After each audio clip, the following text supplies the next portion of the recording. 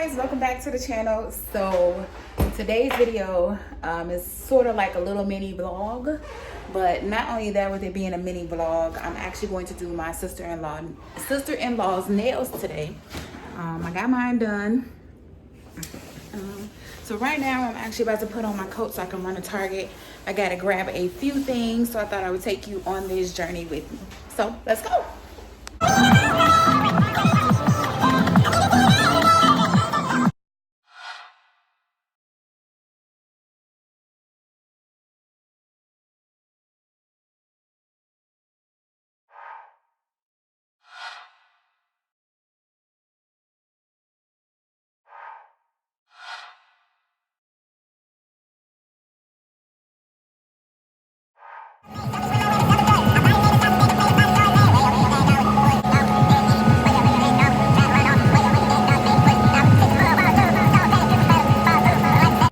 Hey guys, so I'm back. So I wanted to do a really quick haul on what I got from Target.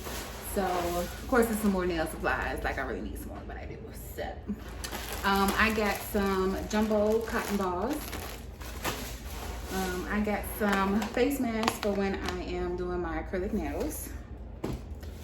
I got some premium cotton pads.